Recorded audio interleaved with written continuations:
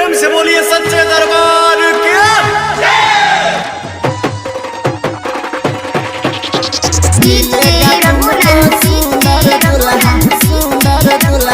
मैया के दीप जलाओगी।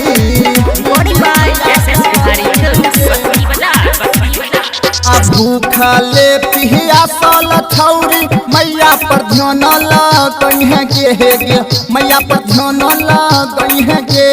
मिलतो तुहरा कर का दुल्हा नौमी में दिया जलहे गे। मिलतो तुहरा सुपर दुल्हा नौमी में दिया जलहे गे। भूखले पियासल जानू मैया के ध्यान लगाओगी मैया के ध्यान लगाओगी। मिलेगा तुमको सुपर दुल्हा माई के दिया जलाओगी। मिलेगा तुमको सुपर दुल्हा नौमी में दिया जलाओगी। नौमी में दिया जलाओगी। मिलेगा तुमको सुंदर दुल्हा मैया के दीप जलाओगी।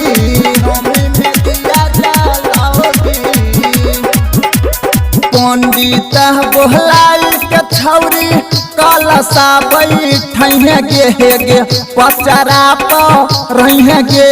मिलतो तोहरा निमन दुल्हा माई के दिया जलहे गे।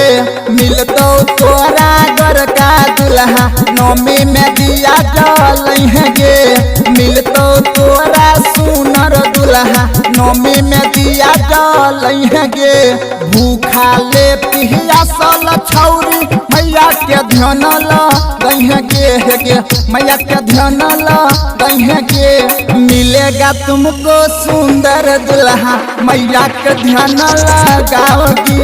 मिलेगा तुमको सुंदर दुल्हा मैया के दीप जलाओगी। मैया के दीप जलाओगी।